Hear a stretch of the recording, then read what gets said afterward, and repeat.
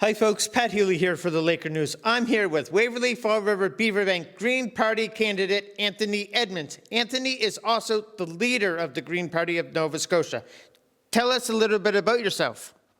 Hey Pat, as you mentioned, I'm the leader of the Green Party of Nova Scotia. I've been involved with the party for quite some time. I'm really passionate about it. I find myself identifying with the Green Party because they really talk about the future, long-term, future generations. And the reason that I'm in politics is because I have a young son. I really want him to live in a better world than the one we have now. And I feel a sense of responsibility toward him to make that happen. So I feel like working with the Green Party is the best way to do that. As for myself personally, I have a bit of a professional background. I'm a professional engineer. I work as a project manager. I work with EVs, so I sort of know a lot about energy and energy resources and how that works. And I think that's the expertise that I'd really like to see brought into our politics in Nova Scotia, because I think we're at sort of a transition point. I think everybody recognizes that, and we need really good leadership to do it well and do it properly. Okay. What are the top 3 concerns you are hearing from residents in Waverley, Fall River, and Beaverbank? How would you address them if elected as MLA? Well, I think the biggest thing is cost of living. And the biggest thing in cost of living is housing. Definitely, I'm talking to lots of people who are telling me, even people who own their homes are saying, you know, my kids or my friends or my coworkers, can't find a place to live. They're sleeping on someone's couch. They can't buy a house. They've been saving up for years. They have money saved for a down payment. They're ready to buy a house. They just can't. There's just not the availability on the market, or they're bumping from apartment to apartment because the landlord keeps raising the rent, and which, I mean, we have a rent cap, but they find ways. There's rent evictions. There's things like this. It's really tough right now. Vacancy rates are so low. Like, I've also heard of people who are living much further from their job than they like, and they have like 45-minute or 1-hour commute because that's the closest place that they can find or that they can afford. I think we really need to deal with that. So I mean, obviously the Green Party solution to this is we need non-market housing, but it also, there are those protections for tenants that we need. As I've mentioned, the rent cap isn't really working. We have rent evictions. We need to deal with that. I think we need an agency set up to actually enforce tenants' rights. I think that we need a rent cap that's more reflective of reality and doesn't have loopholes in it. As for sort of other cost of living things, obviously energy poverty is a huge issue. There are people who spend like a double-digit percentage of their paycheck every couple weeks on putting gas in their car. We can't have that. That's not a way to live. It's not acceptable. And I've experienced energy poverty. It's terrible. It sucks, honestly. But we can address this. So obviously, often people look at this and say, well, carbon tax is the problem. I mean, that's 17 cents on a liter of gas. That's not the bulk of it. The real problem is that we don't have the fuel efficiency standards that we need. If you're really struggling and you're looking to buy a used car, you're just not going to get very far on a few liters of gas in a big SUV or a Chevy Silverado. The options aren't there. The options for alternate transportation aren't there. Lots of people are willing and able and fit and could ride a bike to work, but there's not a safe place for them to do that without getting hit by a car. There's people who would gladly take the bus. There's no bus to their community. And so as a consequence of this, not only do we have people paying way too much money on their transportation, and honestly, it's impoverishing people, we also have a massive traffic problem in the city. And I think in all of our communities, certainly in Beaverbank, certainly in Fall River, we see massive, massive traffic problems. And I think the solution there is get some of those cars off the road, right? For the people, and not everybody can take the bus. Not everybody can ride a bike. Absolutely, 100%, recognize that. We need all the forms of transportation.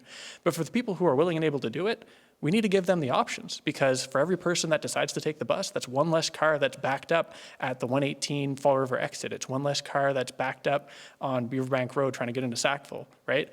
And like this, it makes a difference. It really makes a difference in the long run. If you look at cities that have really good public transit, life is more affordable, it's easier to get around, people spend less time sitting in their cars, it's better life. So that's obviously a big, big thing I'm hearing on doorsteps, particularly the traffic thing. And actually on the traffic, I should mention as well, where we've seen our current government forcing many provincial public servants who were working remotely back into the office full time. It's no coincidence that right when that hit, traffic got noticeably worse in all of our communities. And I think everybody who's paying attention noticed it. That's an easy thing that the government could do. It costs nothing. It could be done in a day. That would noticeably reduce traffic, get cars off the road, save people money, save fossil fuels. I think we should be pushing that harder. I think the province should be doing more to open up opportunities for people to do remote work, because it allows us to have jobs and grow our economy and pay our bills while not contributing to the traffic problem and the pollution and so on.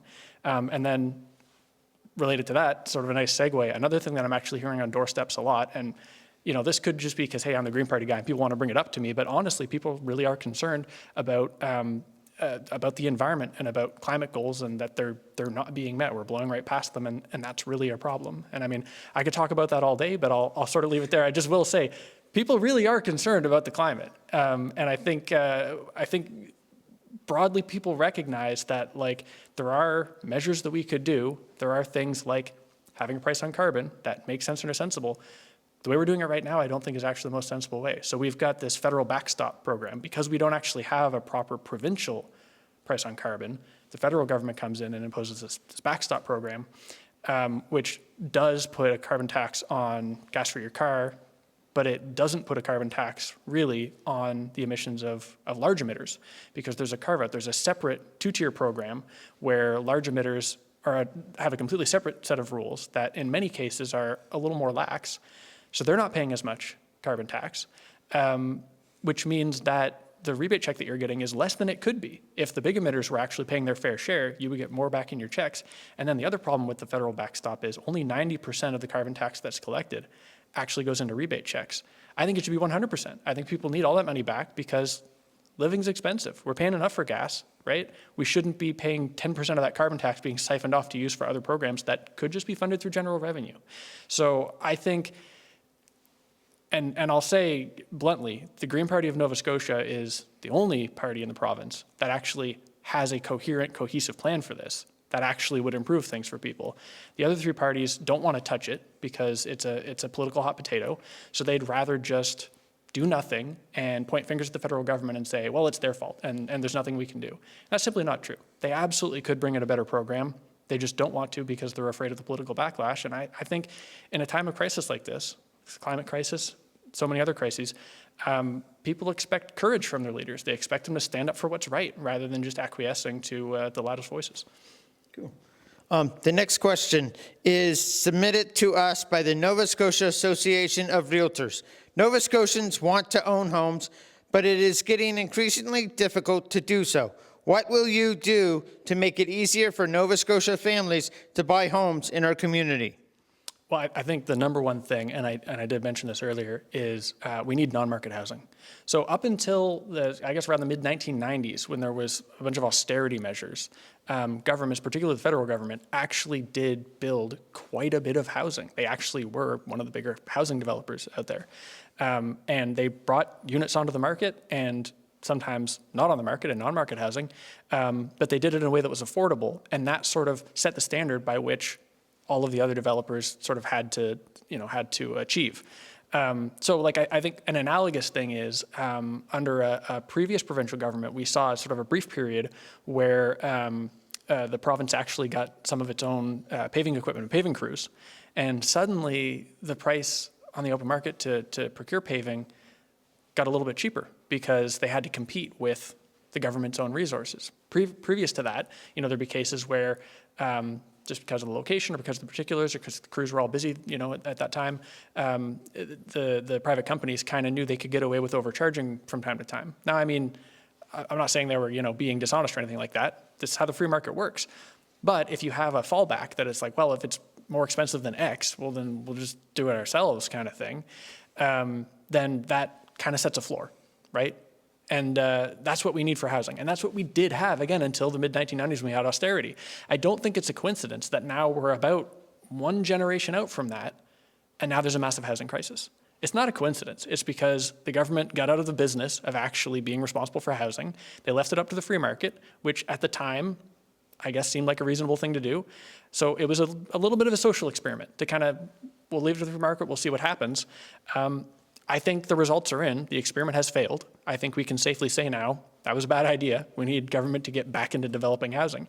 And so what I would like to see to make that happen quickly is for the province to sort of use all of the different channels that are available to bring non-market housing forward. So that would mean potentially having, some sort of a crown corporation or housing agency for the province doing its own housing developments to build public housing, which obviously we do need, and others have spoken about this. Claudia Chender very notably has been pushing for more units of public housing. I applaud that. We also need nonprofits and charitable organizations, and I think particularly municipalities, to be partnering with the province, to be getting financing and funding from the province so that they can bring things, bring housing into being. I was going to say on the market, but again, non-market in a lot of cases. And I think we need more housing cooperatives, which used to be a really big thing. And if you go in communities, talk to people, many people tell you, oh yeah, this was a co-op house, right? Not much of that going on anymore. I think we need more of that, because if we had all of these things in place, then again, that would sort of set the standard for these private housing developments, and I think make housing more affordable. It would also increase the supply and bring more houses on the market. And that's really the main thing right now. We have that supply-demand imbalance, and it's just driving costs up, and it's driving vacancies down, which again, as I mentioned earlier, we've got people who just aren't living in a place where they'd like to live because there's no vacancy available closer to their employment or their families or wherever they'd like to be. How do you plan to address the barriers women face in accessing healthcare, including issues with wait times and availability of specialists in fields like gynecology? Well, for one thing, I'd like to see a dedicated team of people in public health who are primarily tasked with that to make sure that there aren't gaps in the system. We need things like, people often talk about access to women's health services being sort of less good than they could be as sort of a sneaky way to try to infringe on like a woman's right to choose, let's say. Less of an issue here than it is, for example, in New Brunswick, where there actually are no clinics where a woman can get those sorts of services. Even though in theory it's allowed, practically it can't be done. So we need to safeguard that and make sure that that doesn't happen here, make sure that there are access to women's health services of all kinds in every part of the province. Another thing that I would like to see that I think would be really helpful, and this is sort of healthcare system wide, but I think would really particularly help in these sorts of cases, because I know talking to women who have had difficulties navigating the healthcare system, often because of, just cultural attitudes and stuff, there are people who just don't take women very seriously about what their needs are and are dismissive of them. What I would like to see is to have healthcare advocates, to have people on staff at hospitals in healthcare settings who are assigned to patients. They have a one-on-one relationship with them, who advocate for them and help them navigate the healthcare system. Because it's no secret, and people who have had a lot of dealings with the healthcare system know this and will tell you this, that to get good healthcare in our province or really anywhere in the country, you kind of need to be your own advocate. You need to know how to, I don't want to say game the system, but take the right steps and talk to the right people and do the right things to actually get good health care. If you just kind of sit back and just assume that, if you go to the hospital, you get the care you need, sometimes you won't actually get as good care as you could be getting if you are your own advocate. But I don't think, first of all, I don't think people should have to do that. And second of all, for many people, that may be difficult to do. They may find that intimidating. They may lack the skill set, right? So I think there should be people whose job is to do that, people who sort of work in parallel with the healthcare system to actually just be advocates for the patients, to make sure that they get care, to help them navigate it, to sit down with them and ask them, are you getting the care that you need? What are you experiencing problems with? And then advocate on their behalf and, if necessary, go with them to meet with healthcare professionals, to advocate for them, to make sure that they're actually getting the care that they need. Because ultimately, I think that would actually make the system a lot more efficient. Because I know, like I said, some people just aren't getting the care that they need. Long term, that can have negative health outcomes, and that could mean bigger problems down the road. Again, particularly for things like women's health, where diagnostics are very important, where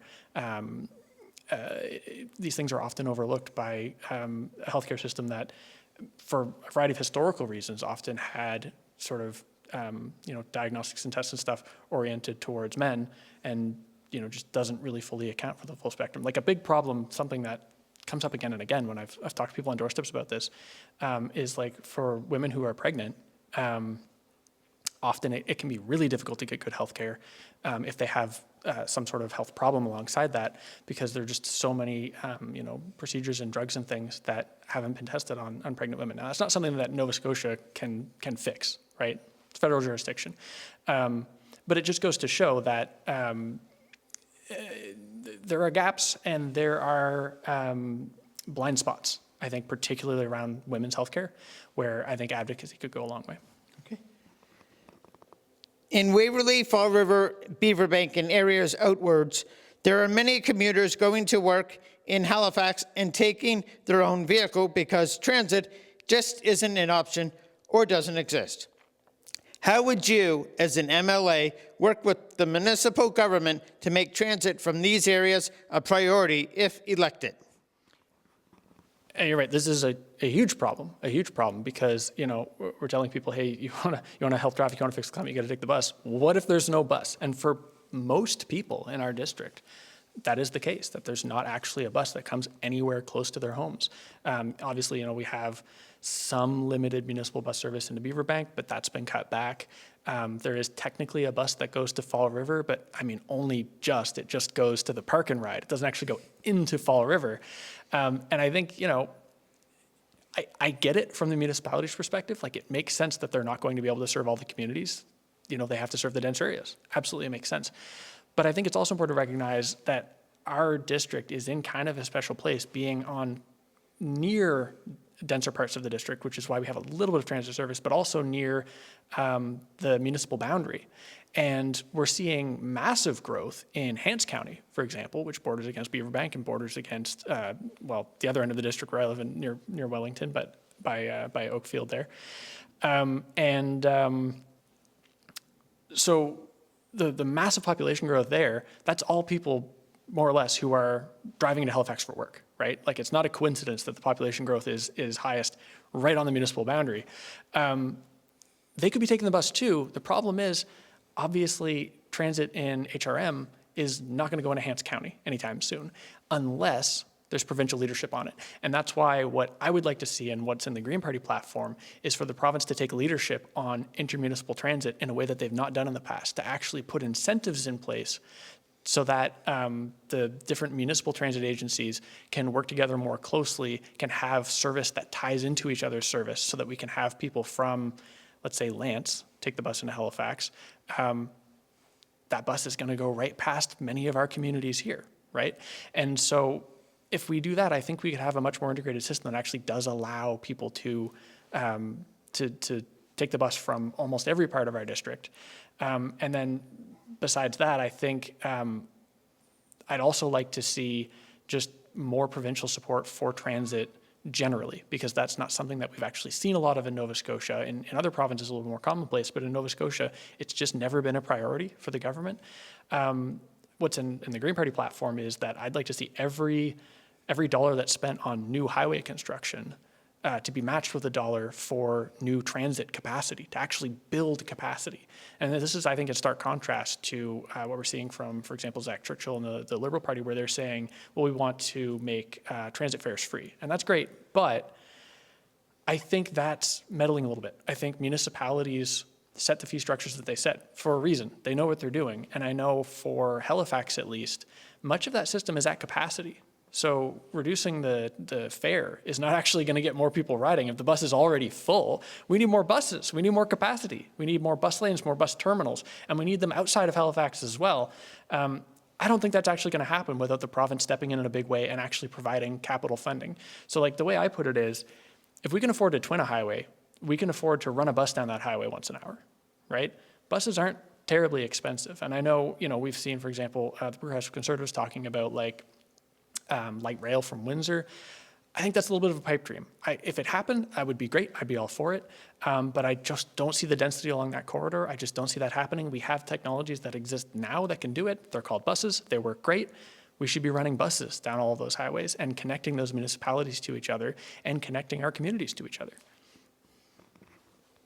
Considering the rapid growth in Waverley, Fall River, and Beaverbank, and HRM in general, it is imperative to ensure that infrastructure, transportation, hospitals, and schools are adequately developed to meet the increasing demands.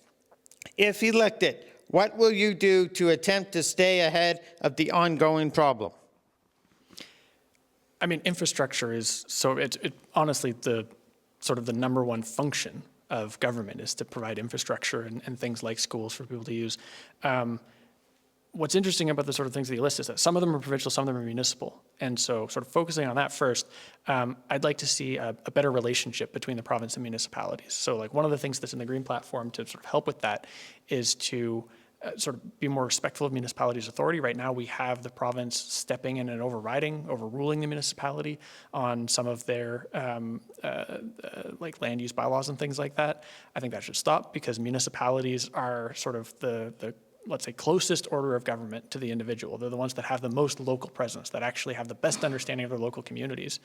And that should be not only respected, but I think enforced and empowered. And so I'd like to see, and this is in the Green Platform, reforms for the way that municipalities get their mandates and do their elections to allow them the freedom to do things like, implement ranked ballots if that's something that people, residents in a municipality actually want to see happen. They could have a referendum or however the municipality chooses to do it, to give a stronger mandate and also build a closer connection between residents and their municipal councilors and mayors. Because, when it comes to sort of where a crosswalk's going to be built, which roads get sidewalks, things like that, those are conversations that really have to happen primarily first between councilors and residents.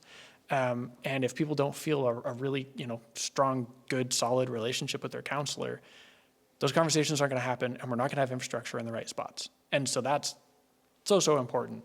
Obviously, it's also important for the province to be sort of enabling municipalities to actually carry through on those mandates by funding them, by giving them financing. So as I mentioned, to help them with stable funding for transit, to help them to meet their housing goals. All of these things I think would help both improve the relationship between the province and the municipality and give municipalities more resources to do more, to make every property tax dollar go further and actually get more infrastructure built. Then returning to the other parts of the infrastructure that are very much provincial responsibility, things like schools.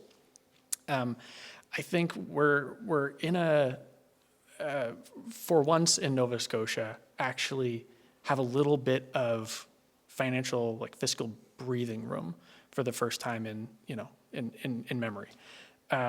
And I think part of that is, during the pandemic, we saw sort of some interprovincial migration. We saw our fortunes turn around a little bit. We saw, bluntly, our young people coming back from the oil patch and stuff like that, which is great. And many people are happy to see that. Obviously, that's also kind of driving our housing crisis, and it's part of the reason we need more infrastructure.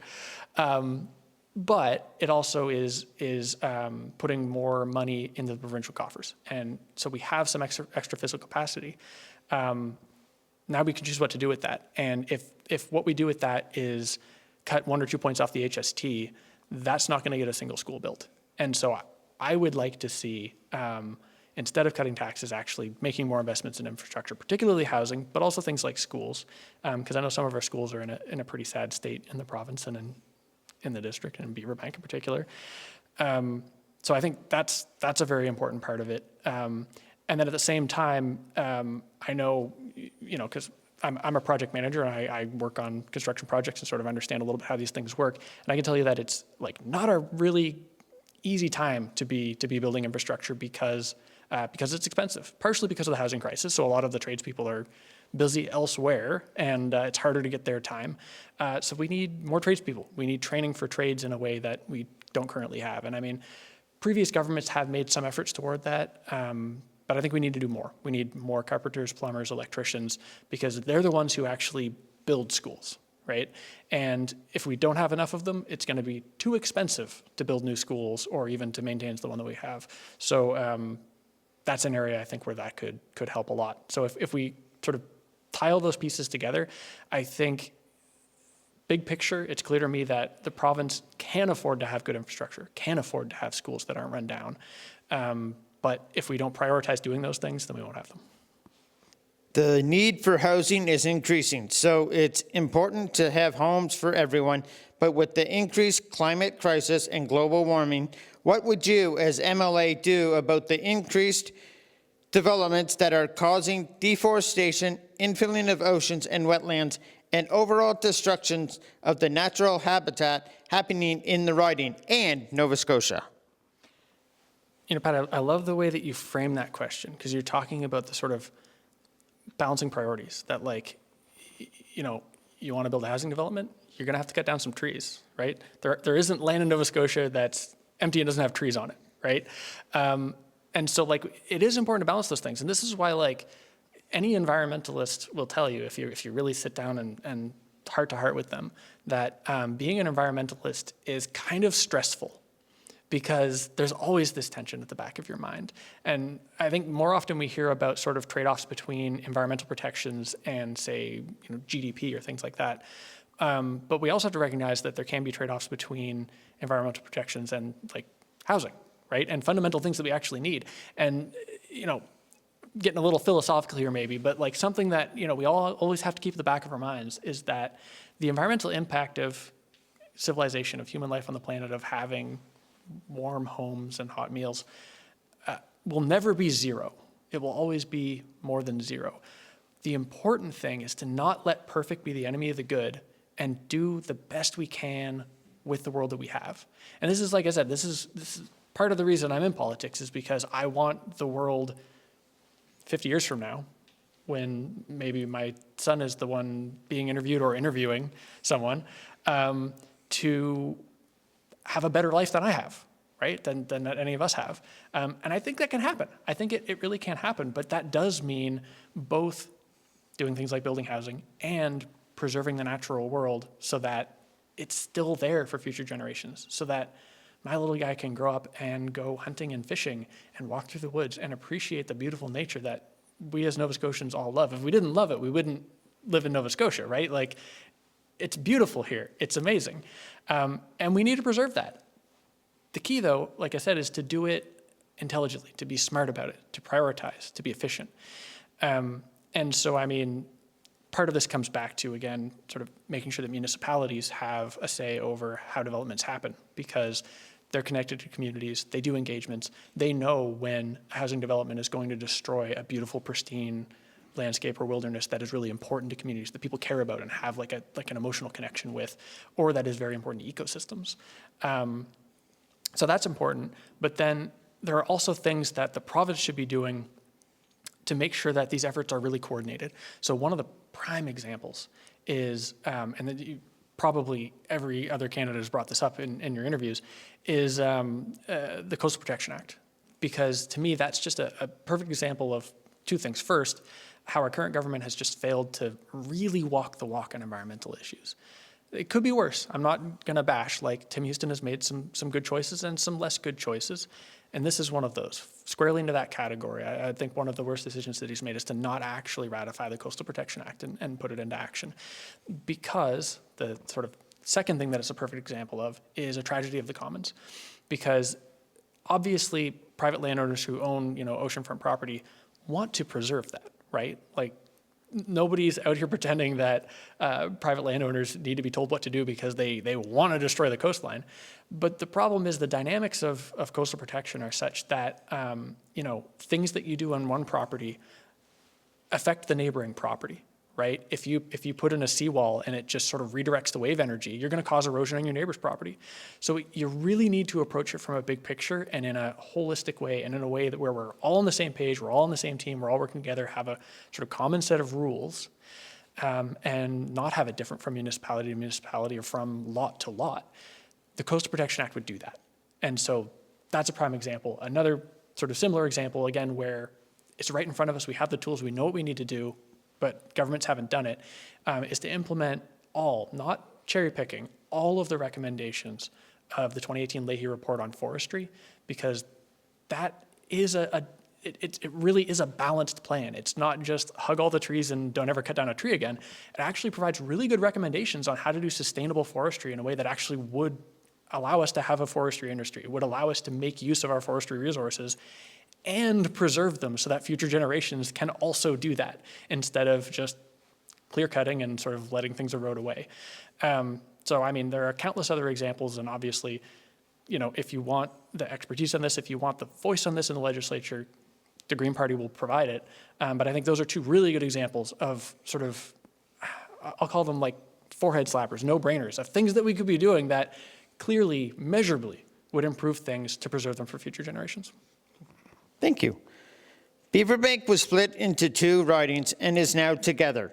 What could be done to make better community connections for Beaverbank with Fall River and Waverley? First off, I'll say it's fantastic that Beaverbank is back together now. I love that. It's great. And I think it's, sort of for me running in Waverley-Fall River-Beaverbank provides me more opportunities to do good advocacy, because I know there are some things happening in Woodbine that need more advocacy, that need more eyeballs on them. So happy about that. Also happy that it does sort of not only make Beaverbank whole in the district, but it also better connects the sort of 2 halves of the district, because obviously that part that was added previously was a gap in the district between the rest of Beaverbank and Windsor Junction, and then thus after that Waverley and Fall River, and well, out in the boonies where I live in Wellington. So that's great. In terms of better connections between them, something that I've heard advocated, and I think is a really fantastic idea that I'd love to see, is to take the disused rail line at the Beaverbank crossing and convert that into rails to trails, because that would better connect Beaverbank across with Windsor Junction. There are trail networks in Waverley, like for the Shuby Trail, that longer term, maybe we could connect those up. I think we could build a pretty good active transportation network in the district that would actually allow, and honestly, particularly young people, to not be isolated in their communities, but to go out and do recreation, biking, hiking, whatever you want to do on these trail networks, and also dual purpose it, go and visit your friends in the neighboring community, because it literally, that line cuts across between our communities. It could physically connect them. So I think that would be a really important thing.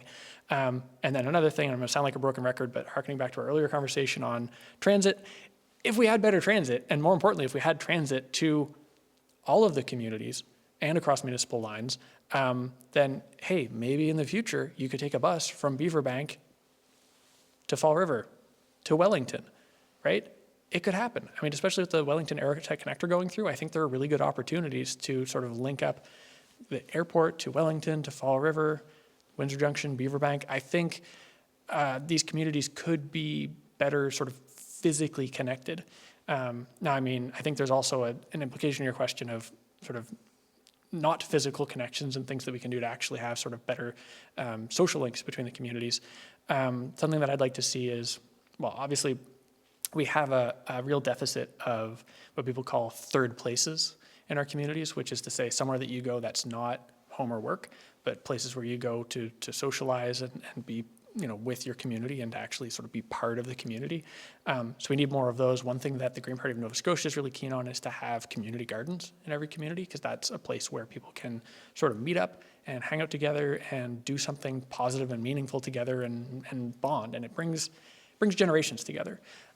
So I guess other things like that, I think, is what's really missing, so that we have those third places, we have walkable spaces, we have places where people can go to the community and see each other, not from inside a car, because you can't really socialize with people in the next car over, and if all you ever do is drive through the community, yeah. So that's what I'd like to see is communities where people have spaces where they can just be a community. All right.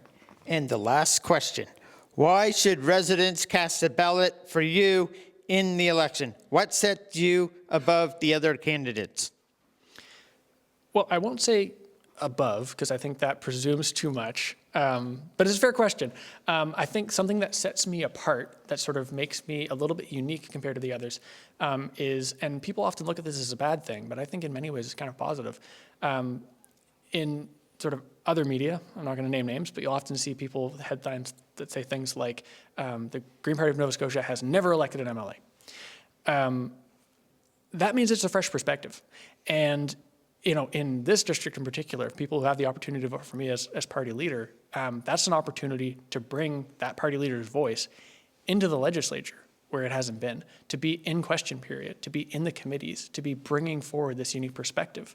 I think Nova Scotians really have green values. They value the same things that the Green Party values. We care about outdoor spaces.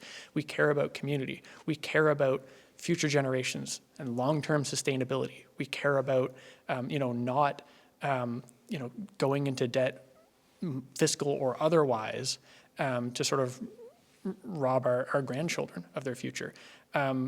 It's very apparent when you look around in Nova Scotia communities that we're people who care, and Greens care. And so if people want to hear that voice represented, then I think they should vote for me, because I'll be frank, I think everyone's anticipating we're going to have another progressive conservative majority. I think that's fairly clear to most people.